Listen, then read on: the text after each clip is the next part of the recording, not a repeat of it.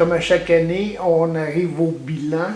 La dernière chose, ça a été l'énoncé économique qui a rasé de ne pas passer.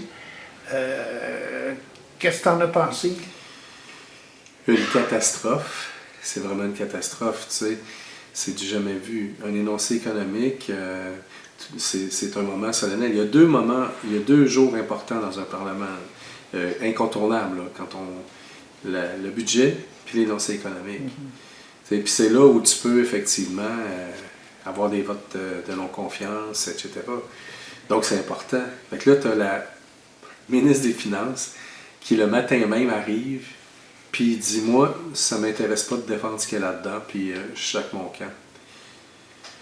Du jamais vu, mais ça fait pas très sérieux pour un pays du G7. Et là, ce qu'on apprend, elle se désolidarise de ça, mais alors que les libéraux avaient dit on ne dépassera pas 40 milliards de déficit, ben c'est 62 milliards. Ce qu'on apprend, c'est que c'est 48 milliards déjà pour cette année, puis il reste encore 3 mois à faire. Et ce qui est surtout navrant là-dedans, c'est de voir les différentes dépenses qu'ils ont faites. T'sais.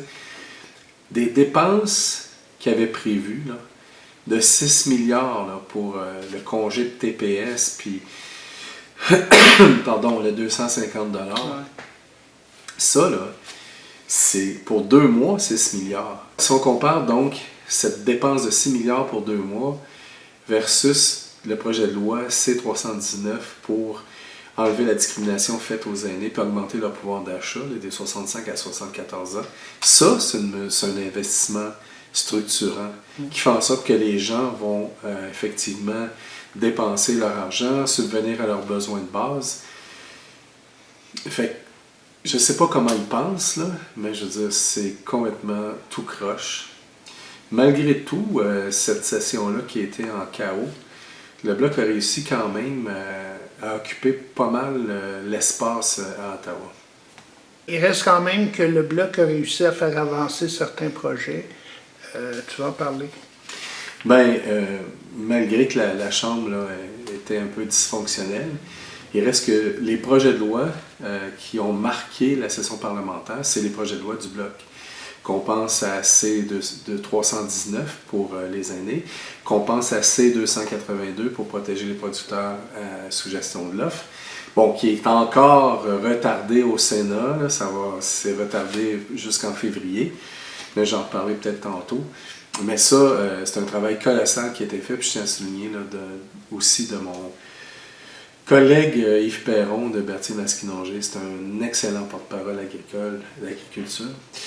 Le projet de loi pour l'exemption religieuse, c'est quelqu'un qui fait un discours qui incite à la haine, à la violence, puis le code criminel dit, ben, si c'est sous couvert d'intention religieuse, ben, il n'y a rien à faire, il est exempté de toute responsabilité, de toute sanction. Voyons donc, il est temps qu'on mette ça à jour, surtout dans le contexte actuel. Et ça aussi, on veut le faire avancer. Qu'on pense à tout le travail colossal que Alexis Brunel-Duceppe a fait sur les seuils d'immigration, puis faire en sorte qu'on puisse avoir une immigration humaine. Quand on fait venir du monde, ben, qu'on soit capable de les accueillir comme il faut, puis une centaine de questions qu'on a posées, 3 journées d'opposition ou de débat sur cette question-là, puis finalement, en collaboration avec l'Assemblée nationale du Québec, on a fini par faire reculer le gouvernement Trudeau là-dessus. Et heureusement, parce que là, ils sont rendus à l'évidence. Au début, là, ces gens-là nous traitaient de racistes. Là. Ils essayaient de nous stigmatiser. Là. On pose des questions sérieuses parce que justement, au contraire, on veut prendre soin puis on veut accueillir correctement ces gens-là. Tu sais, parmi aussi les projets de loi qui étaient sur la sellette, c'est encore un autre projet de loi du Bloc sur l'aide médicale à mourir, les demandes anticipées, qui a occupé aussi un temps important. La lutte n'est pas finie, puis on ne la laissera pas comme ça non plus. Mais très sincèrement, moi, quand je me fais dire de la part des libéraux, qui ont autant de députés du Bloc québécois, puis qu'on ne parle pas pour le Québec, j'ai-tu hâte qu'il y ait une élection qui arrive, puis qu'on leur démontre que le Québec se tient, puis que le Bloc québécois, c'est le parti qui défend les intérêts des Québécois, puis que les Québécois lancent un message clair à quiconque veut prendre le pouvoir à Ottawa, puis à passer sur le dos des Québécois.